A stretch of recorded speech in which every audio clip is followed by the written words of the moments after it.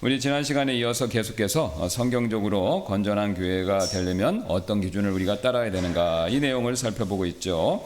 그래서 우리가 지난 시간에 살펴봤던 것처럼 마음을 다해야 된다. 자, 마음을 다해야 된다라는 내용을 살펴봤었습니다.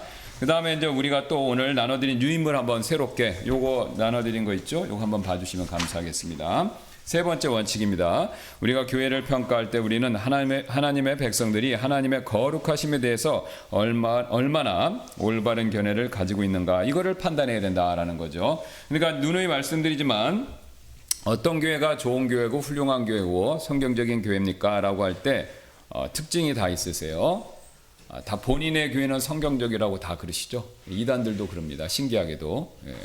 그러면 다 맞다 그러면은 맞다는 기준이 홍수를 이루는 건데, 그러면 그 많은 기준 중에서 정말로 올바른 것이 무엇인가라고 했었을 때, 뭐 당연히 우리가 이제 성경 말씀을 통해서 확인해 보는 방법밖에 없죠. 그러면 이제 성경을 다 똑같이 보지만 성경을 똑같이 보더라도 잘못될 수가 있어요. 왜요?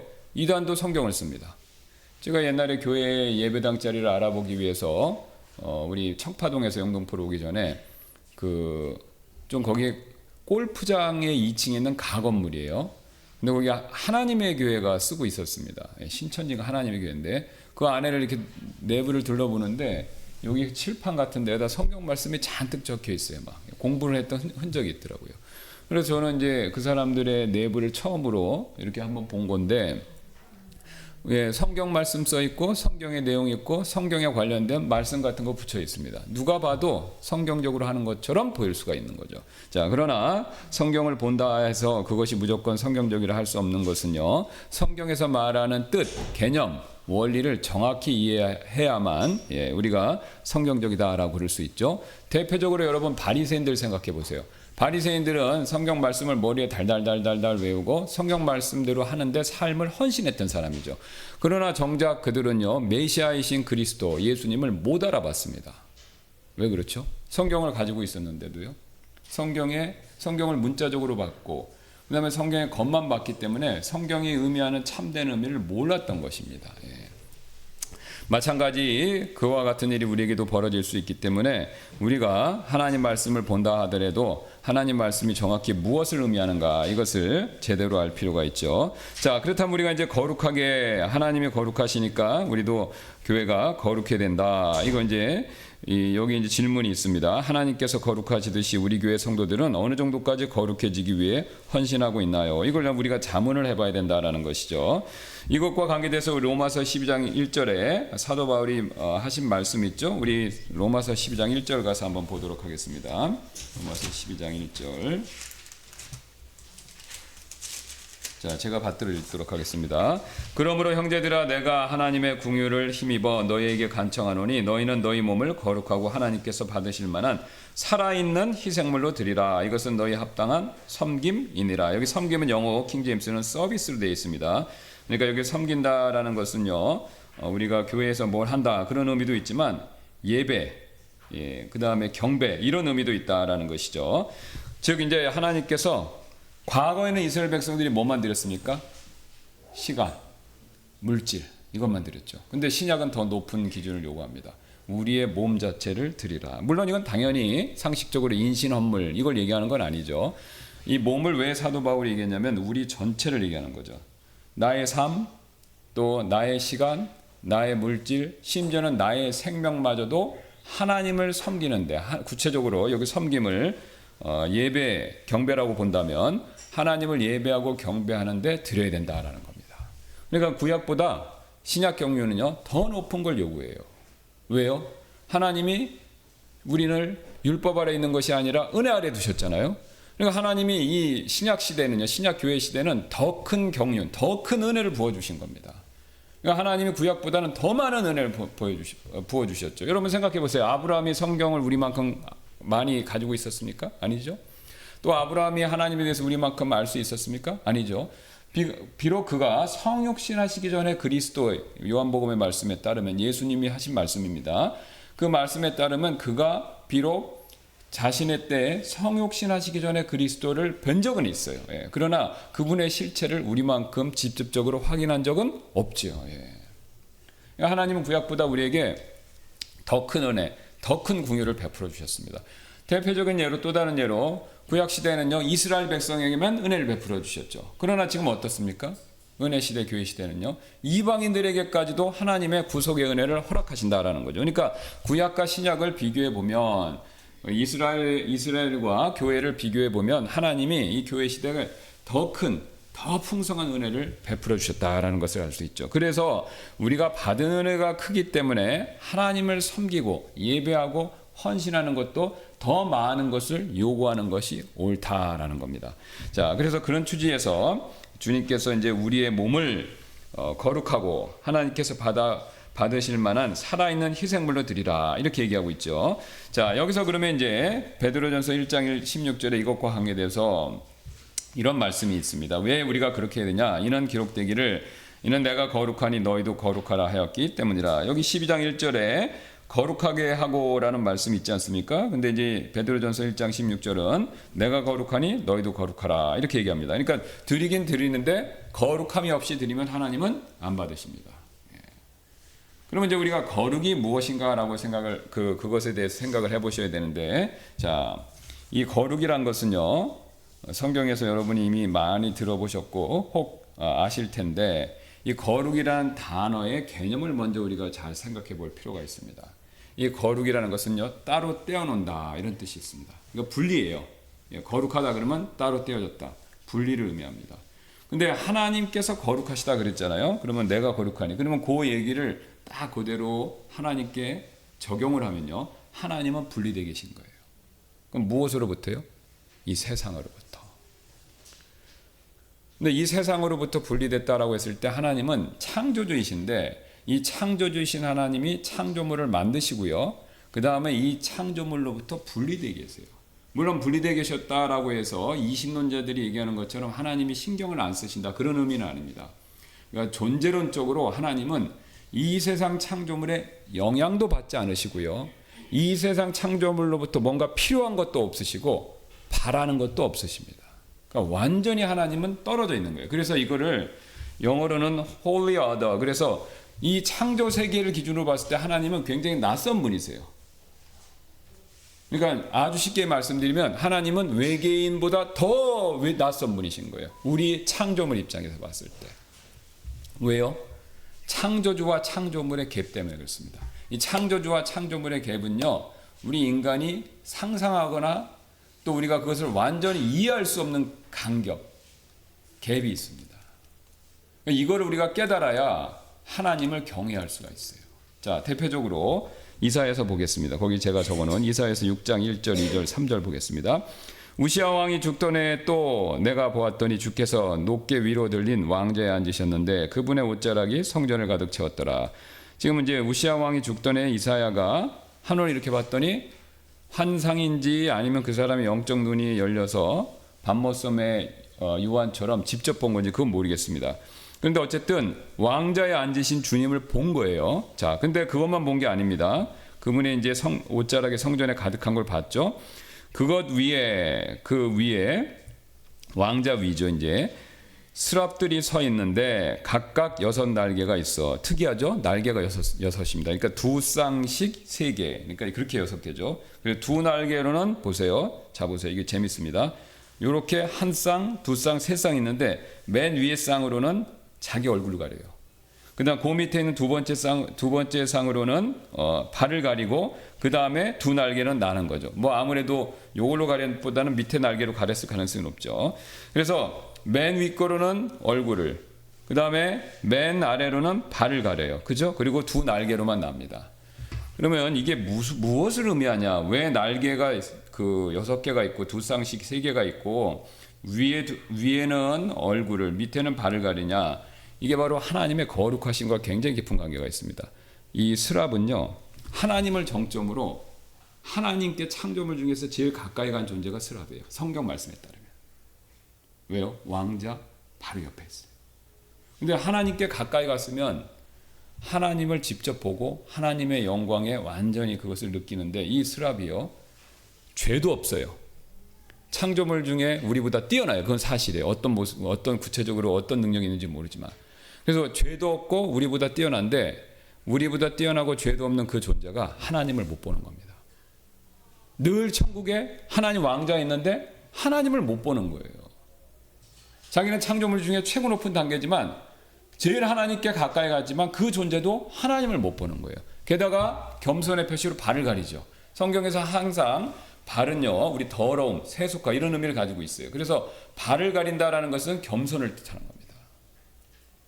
그러니까 우리가 생각할 때 여러분 또 성경을 유심히 보시면요, 하나님을 이렇게 현현하심을 테오파니라고 그러는데 하나님의 현현하심을 구약에 있는 성도들과 신약 성도들이 보는 모습이 나와요. 그럼 그걸 딱 보면요, 우리 같으면 와 신기하다, 그래서 내가 더 봐야 되겠다 이런 생각이 드는데 실제로 그들의 반응은 그렇지 않습니다. 첫째, 두려워해요. 죽었다 생각합니다. 요한도 예수님 영광 가운데 계신 예수님 보자 죽은 사람처럼 엎드린 거예요. 그럼 왜 그런 두려움을 느끼냐? 하나님의 그 거룩하심. 그러니까 거룩하다는 건요, 죄가 없으시다는 건 제가 뒤이어 설명할 겁니다. 하나님이 존재론적으로 너무 뛰어나시기 때문에 그분 앞에 딱 가면 압도당하는 겁니다. 왜요? 우리는 뭡니까? 먼지. 우리는 뭡니까? 수증기. 우리는 뭐죠? 벌레. 그러니까 하나님 그 창조주 하나님 앞에 딱 쓰면요, 그 존재감 때문에, 하나님의 그 존재감 때문에 완전히 우리는 아무것도 아닌 걸 확 느끼는 겁니다. 그래서 이제 그게 경외감이 나오는 거거든요. 그러니까 스랍이 그걸 느끼는 거예요. 자, 그러니까 이제 6장 3절에 그 근거가 있습니다. 그렇게 날면서 하나가 다른 하나에게 외쳐 이르기를, 그거 보세요. 사랑이시다, 뭐 이런 의로우시다, 공의로우시다 그런 얘기를 안 해요. 신기하게 뭘 얘기합니까? 거룩을 얘기해요. 그러니까 거룩하다, 거룩하다, 거룩하다. 그러니까 이 거룩하다라는 건 뭐냐면, 거룩하다라는 말을 분리되어 있다라고 그대로 넣으면요, 분리되어 계시다, 분리되어 계시다, 분리되어 계시다 이 뜻이죠. 뭐로부터요? 그렇죠. 이 세상 만물, 창조물로부터. 그러니까 근접할 수 없는, 범접할 수 없는 분이 하나님이신 거예요. 이걸 우리를 알아야 됩니다. 이거를. 그러니까 이 사실을 알면 적용입니다. 나 하나님 막 꿈에서 봤어요. 예수님 환상 가운데 만났어요. 그래갖고 저는 너무 행복했어요. 이거 진짜인지 아닌지 아는 여부가 여기 힌트가 있습니다. 그걸 보고 압도당했다면 진짜일 가능성이 높아요. 그런데 해피했어요, 즐거웠어요, 만족스러워, 그러면 그거 가짜예요. 전부. 그거 참 가짜입니다. 사탄이 준 건지 자기의 헛된 상상에서 나온 건지 어떤 건지 모르지만 성경에서 하나님의 현현하심이나 최소한 하나님을 환상 가운데 봤었을 때는 압도당해야 돼요. 성경은 일관적으로 얘기합니다. 에스겔서에도 나오고 계시록에도 나오고, 그 다음에 삼손의 아버지 민우의 저기죠. 삼손의 아버지도 그걸 똑같이 봤고, 똑같이 공통되게 나타나요. 똑같이 영광 중에 계셨을 때 시내산에서도 똑같습니다.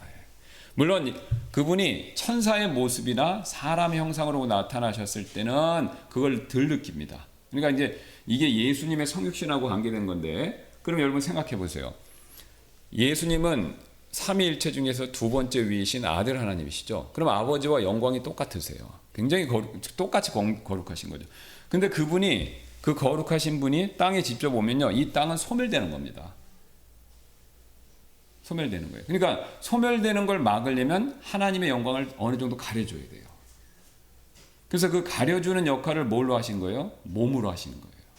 근데 이거 제가 지어내서 하는 얘기가 아니에요.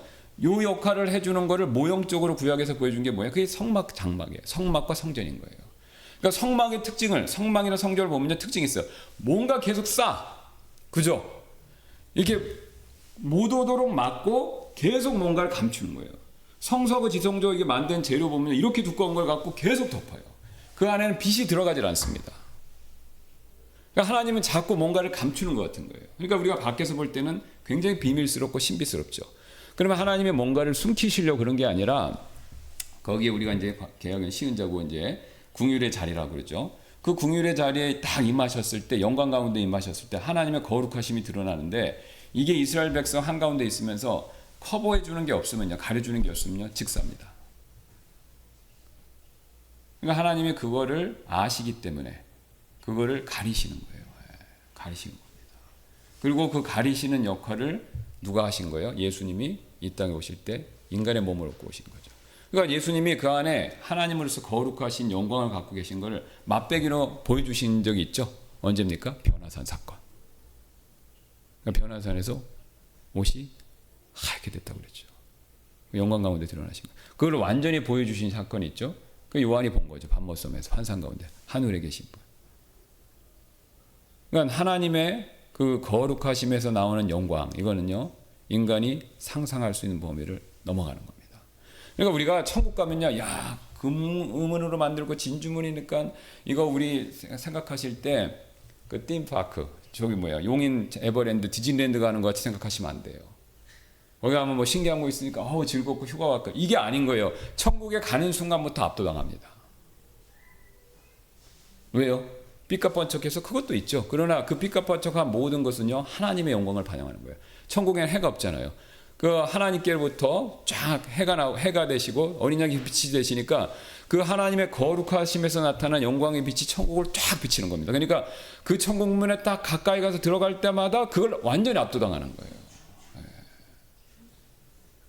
그래서 그 압도당하기 때문에 천국에서는 또 이제 제가 이런 얘기를 너무 많이 들었어요. 저도 그렇게 생각했는데 천국 가면 하나님 예배해야 된다는데 지루할 것 같아요. 교회에서도 예배하기 힘든데 천국 가면은 그 예배하는 거 재미없을 것 같아요. 다 그 생각했어요. 이건 이 땅의 기준이죠.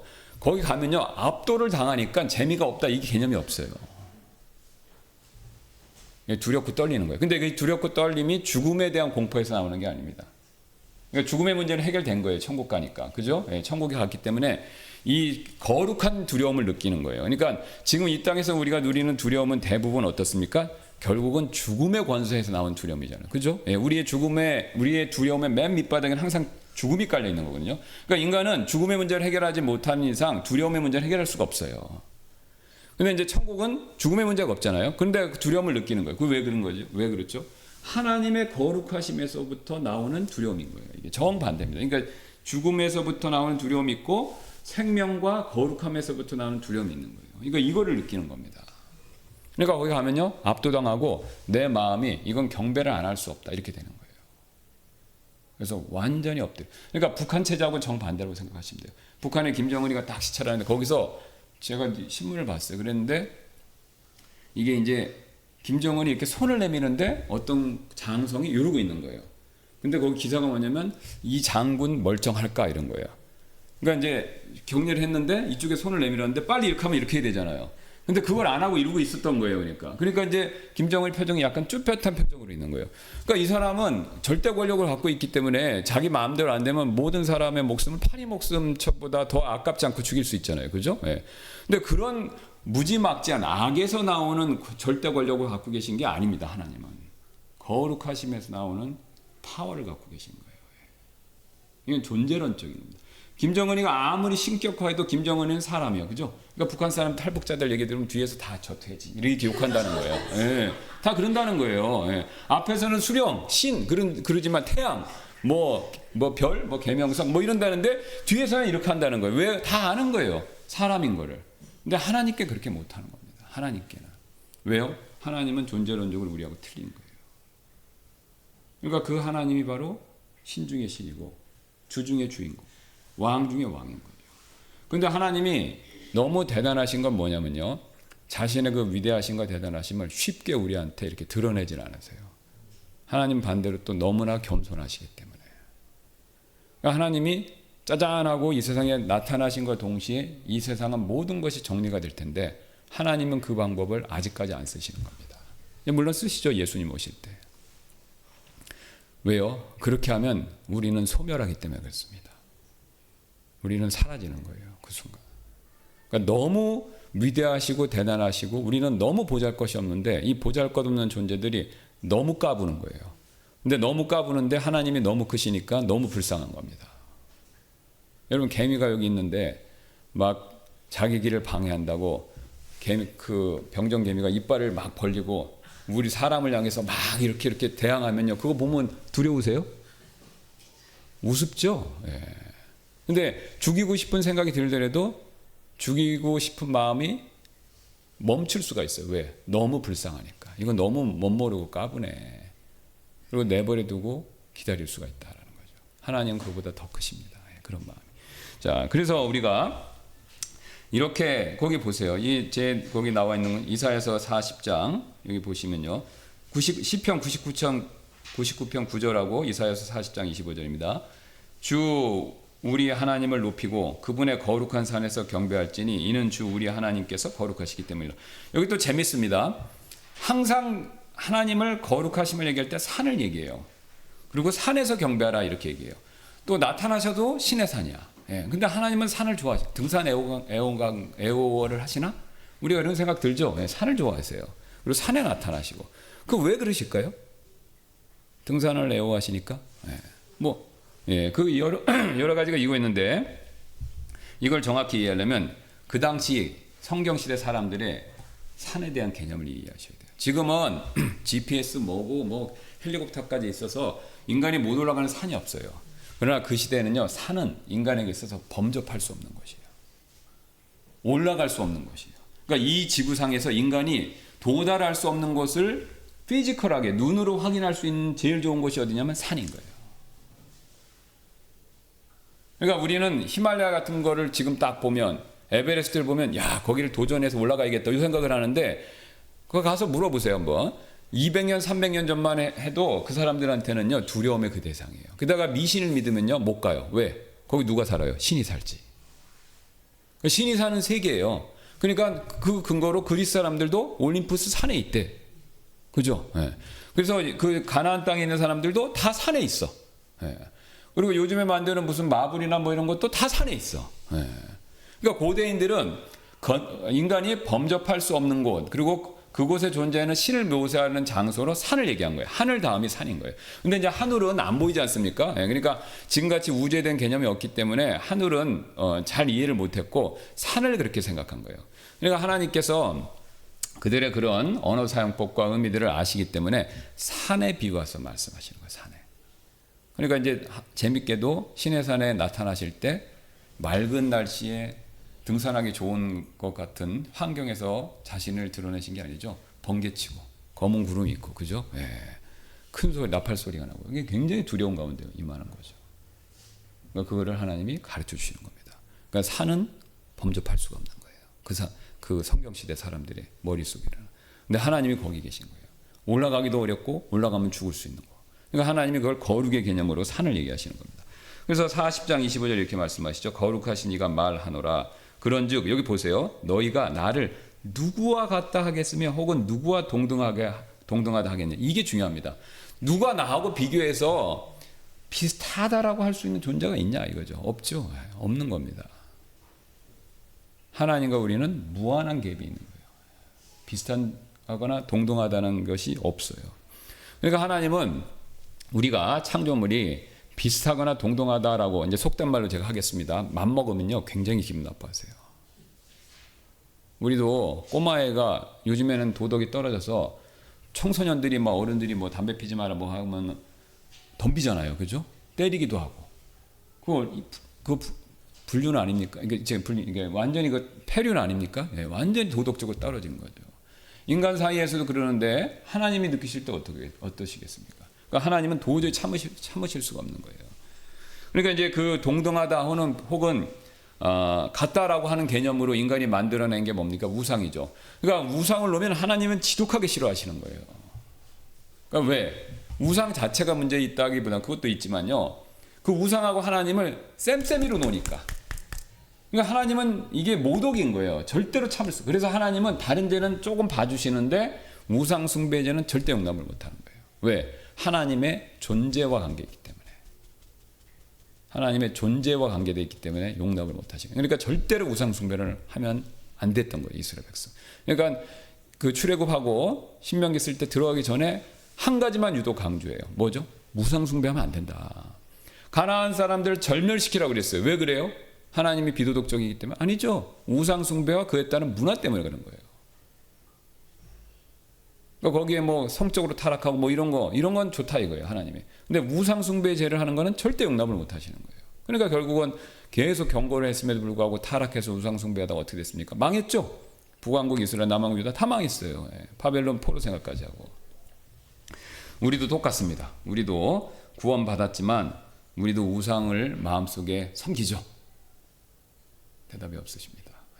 다 있어요. 다 있죠. 만몬도 있고, 그죠? 나 자신부터 하나님 아닌 건 다 우상이죠. 그러니까 우리가 마음의 성전이지 않습니까? 그러니까 우리 안에 주님이 딱 자정하고 계신데 그 외에 비슷한 것들을 우리가 세워놓은 게 있어요, 사실은. 명예욕이 될 수도 있고, 뭐 취미도 될 수 있고, 배우자가 될 수 있고, 자식도 될 수 있고, 교육도 될 수 있고, 뭐든지 다 있습니다. 그러니까 그걸 세워놓은 게 있다면요, 그거를 없애야 돼요. 돈, 명예, 자녀, 이게 나쁜 게 아닙니다. 그건 성경에서 악이라고 얘기한 적이 한 번도 없어요. 다 하나님이 주셨는데 요거를 요렇게 놔야 되는데 요렇게 놓거나 요렇게 놓으면 문제죠. 그러니까 그리스도인들은 요렇게 놓진 않아요. 왜? 요렇게 놓다가 구원받았잖아요. 그죠? 그렇잖아요. 그죠? 예수님 믿기 전에 딴 걸 믿고 섬기지 않았습니까? 그러니까 요걸 우리가 버렸단 말이에요, 일단. 그런데 버렸는데 슬그머니 이렇게 놓는 거죠. 그래서 결정적으로 어떤 경제적인 어려움이 왔다. 그러면 어떻게 돼요? 슬쩍 밀고 요걸 먼저 넣는 거죠. 여러분, 우리 수요 경배 때 아브라함 집안 사람들 살피는데 다 그때 결정적으로 그렇게 나오잖아요. 아브라함도 자녀 못 나니까 결정적일 때 그때 뭐 했습니까? 하가를 싹 밀어넣어갖고 대리모, 그죠? 그러니까 그 집안이 그 방법을 계속 쓰는 거예요. 결정적일 때 이걸 넣는 거예요. 우리도 똑같습니다. 이렇게 갖고 있다가 결정적일 때 믿는 거예요. 그러면 이제 하나님이 그걸 보고 절대로 기쁘게 여기시지 않는 거죠. 이렇게 밀어넣으면 하나님 가만히 계세요. 심하면 징계예요. 그러면 이제 이걸 우리가 깨닫게 하셔서 이게 안 된다는 걸 알고 다시 이렇게 내려놓는 거죠. 어쩌면 우리 신앙의 여정이 이런 일을 반복하는 겁니다. 몰래 밀어놨다가 후회하고 내려놓고, 몰래 그러니까 우리 안에 누가 그랬죠? 유명한 기획자가 얘기했는데 인간의 마음은 우상 공장이다. 그러니까 우상을 원하는 대로 막 찍어내는 거예요. 그러니까 다이소의 물품 엄청 많듯이 굉장히 많은 우상들이 있는 겁니다. 그러니까 그걸 하나씩 밀어놨다가 내려놨다가 하나씩 올려놨다가 내려놨다가, 그죠? 이제 그게 다 내려가서 완전히 잡히면 이제 우리가 성경에서 말하는 인물들 같이 하나님 앞에서 이제 인정받는 거죠.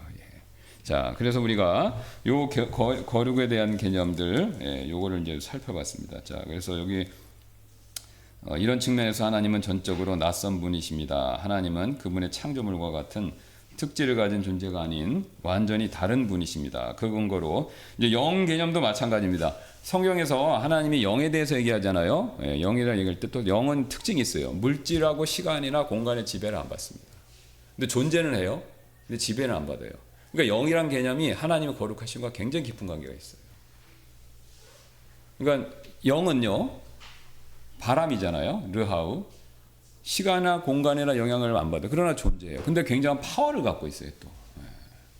그러니까 하나님께서 이런 것들을 보여주시기 위해서 영에 대한 개념도 말씀을 하십니다. 자, 그래서 이제 그 내용은 다음 시간 살피고 우리 잠깐 기도하고 마치도록 하겠습니다.